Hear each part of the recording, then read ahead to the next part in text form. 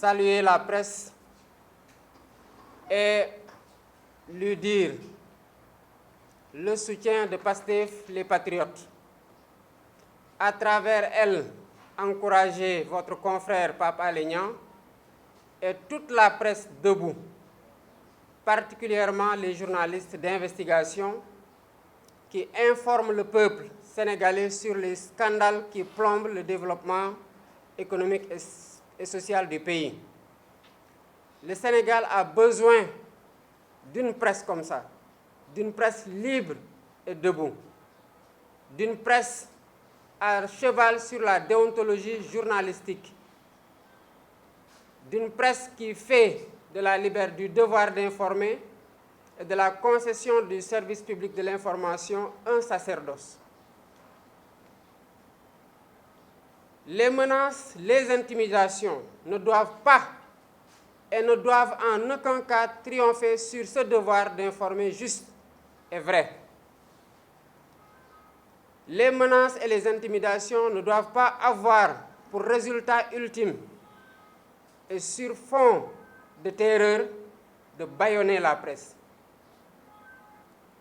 Voilà pourquoi nous exigeons du gouvernement du président Macky Sall de mettre un terme aux violences notées sur la presse et à l'intimidation exercée sur les journalistes. Il n'y a pas longtemps, une de vos consoeurs a été brutalisée et c'est la énième fois que le régime du président Macky Sall se comporte de cette façon avec les journalistes. Au-delà de la presse, je voudrais saluer la résilience du peuple sénégalais face aux conditions économiques et sociales sous lesquelles il ploie. La vie au Sénégal est devenue excessivement chère et les Sénégalais ne la supportent plus. Le peuple sénégalais est perdu devant l'absence de solutions ou devant les fausses solutions proposées par le gouvernement, à savoir des baisses annoncées qui ne s'arrêteront que sur le papier. On se rappelle il n'y a pas longtemps, c'est juste pendant les élections ou un peu avant les élections législatives, le ministre du Commerce avait sorti un arrêté pour fixer de nouveaux prix. Nous savons tous que sur le marché, cette baisse sur le papier n'a pas été suivie d'effet sur le terrain. On se rappelle en 2014, il y a eu une loi sur la baisse sur le loyer. Le résultat, nous le savons tous en tant que locataires. Les bailleurs se sont arrangés pour rompre les contrats avec les locataires, ont reçu de nouveaux locataires et en ont profité pour augmenter le loyer. Donc à la place d'une baisse, c'est une augmentation qu'on a eue comme résultat. Mais pour masquer ces carences et cacher ces limites, à trouver des solutions aux difficultés quotidiennes, le régime du président Macky Sall multiplie les bavures et les bravades, défigurant ainsi le visage jadis envié de la démocratie sénégalaise. On note quoi? On note des arrestations tous azimuts de lanceurs d'alerte et d'activistes pour des délits d'opinion. On en est arrivé au Sénégal à ce qu'une personne puisse être placée sous mandat de dépôt juste parce qu'il a partagé une satirique avec 3 emojis. Les réseaux sociaux sont devenus un terrain de chasse pour le gouvernement. Brimade, brutalisation, comme je le disais tantôt, de journalistes et donc tentative de musellement de la presse debout. À cela, on note ou s'ajoutent les tortures exercées sur les personnes arrêtées, dont certaines, comme nous l'avons noté dans un passé récent, ont perdu la vie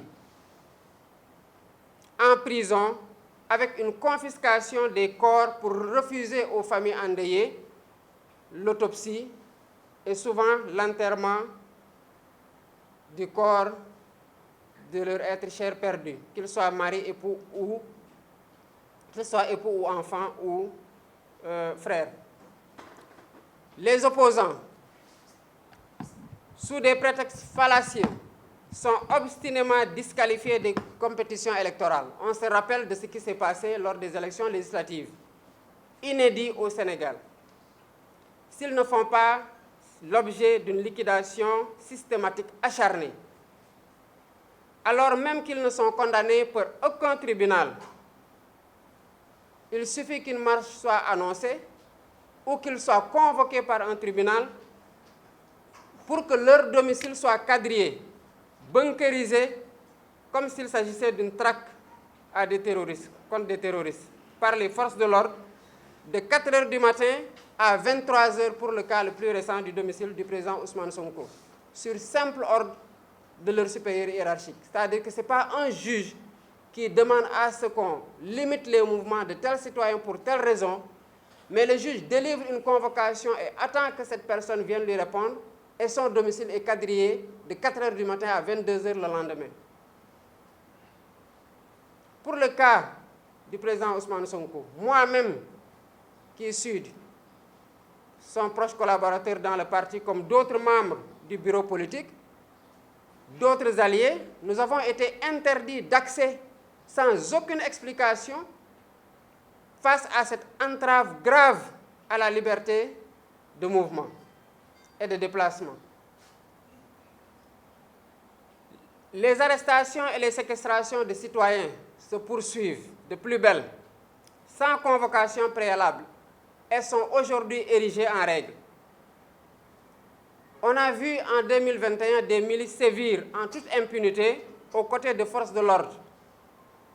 Elles sont désormais institutionnalisées sous le couvert de l'agence de sécurité de proximité rattachée au ministère de l'Intérieur. Autant dire que le Sénégal va à la dérive et nous le constatons tous. Toutefois, ce tableau sombre, d'ailleurs non exhaustif, loin de rendre compte de la force du régime en place, renseigne plutôt sur son agonie.